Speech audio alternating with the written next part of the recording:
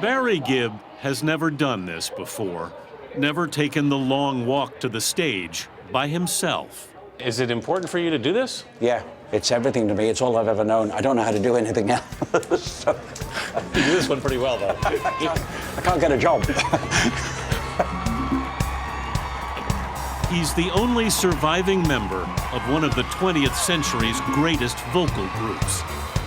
And this night, at the TD Garden in Boston, he's about to begin his first ever solo tour.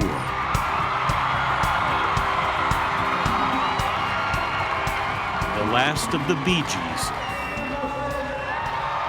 is going it alone. It's just your jive talk, telling me lies, jive talking. I don't think anybody thought at this point in time that there would be one Bee Gee left. None of us. I could never have imagined being sort of that last person. We were glued together. Those three kids that knew something nobody else knew, that one day we would make it. I remember saying it to one of my first girlfriends at 14 years old, that if she dumped me, she was making a mistake because I was going to be famous.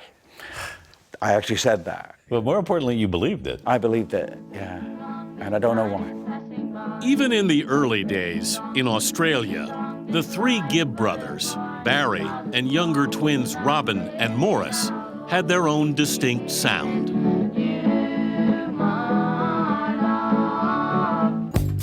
The Bee Gees went on to perform, write, or produce 15 #1 hits. Their Saturday Night Fever soundtrack was a pop masterpiece that spent 6 months at #1 and sold some 40 million copies. That album was recorded in Miami. Did you just sort of fall in love with it when you were here? We fell in love with the sky. You fell in love with the sky? Yeah, and Do the story. yeah. Barry and his wife Linda moved here in the late 70s. It was Linda who recently pushed her husband to get back out on the road. I was fed up with him sitting on his ass.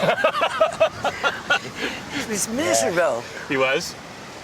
Yeah, I think after Morris died, he kind of went into a bit of a depression. And he just moped around, and I thought, well, can he sit and sing and sing? And sounds so fantastic. I thought, what are you doing? Doing nothing.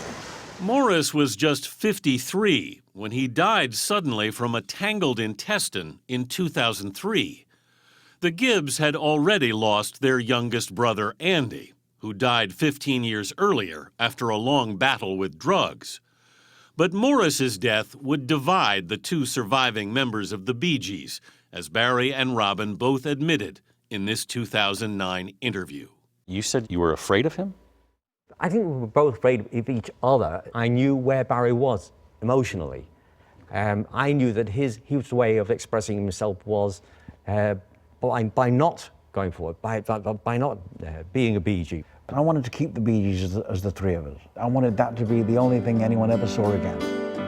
After a long hiatus, I'm going back to Massachusetts. that day in 2009, in Barry's home studio in Miami, he and Robin dusted off some of the Bee Gees' biggest hits for us. You don't know what it's like, babe.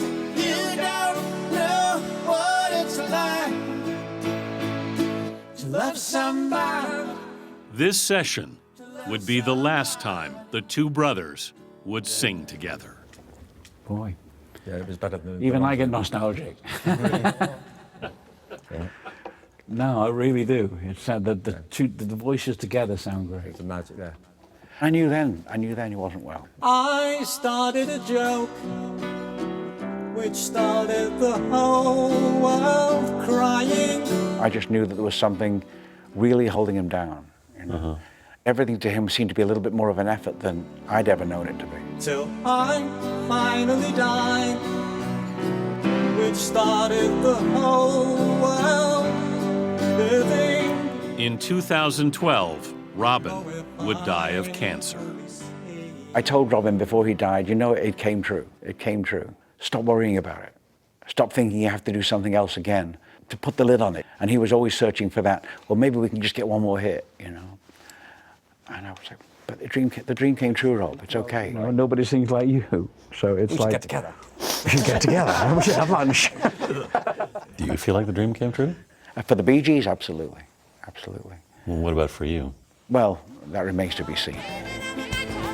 The voice is still unmistakable, especially the infamous falsetto he first used on Nights on Broadway. If I want my falsetto to happen, I have to start screaming in the shower. Great. What are you doing in there? Wouldn't you like to know? But that works. That keeps it alive. Certainly does. What's he doing? 3 years ago when we were here and you brought it out again, I was like, you sort of said, see, it's still there. It's still there, yes. It's there if I want it.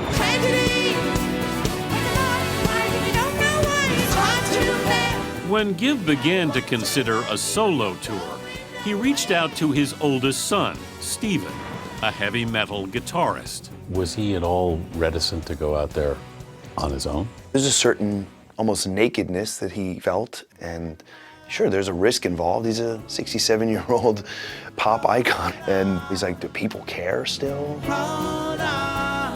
As well as his son, Stephen, Gibb is joined on stage by his niece, Morris's daughter, Samantha. For you, what's been the best part of this?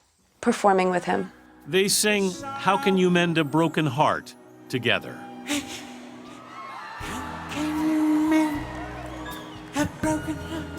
I'll walk off after a moment of doing How Can You Mend, and I'll cry. But I'm happy. We're looking at each other and we're both like healing, and we're also grieving when we sing. Please let me mend my broken heart and let me live again. We both struggled after my dad too, so it was a great way to, sorry. It's okay. It was just a great way to connect because we hadn't done it. So. Bye, bye, bye, bye, bye.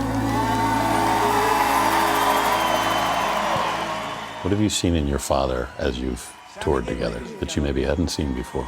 Emotional vulnerability. He was always a very emotionally in control person. You know, I never really saw him break. And when he lost Robin, I think he thought it was okay to just feel it's just part of life. I think that he's become a stronger man spiritually as a result of getting more comfortable with that. Now, people may not see it, but I see it. Where is the girl?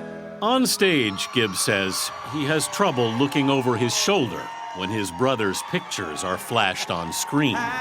How much do you miss your brother's voices out there? Well, it's an everyday thing. It's every day and it's every night. It never goes away. I don't know why I'm the only one left. I'll never be able to explain that. It'll always hurt, and I'll always have great, joyful memories. The eldest is now the last. Barry Gibb may have lost his band of brothers, but he's finding the audience is still with him. How does that feel? Sort of like a rebirth. It's great therapy, and you just feel alive, and it's about seizing that now. I'm staying alive.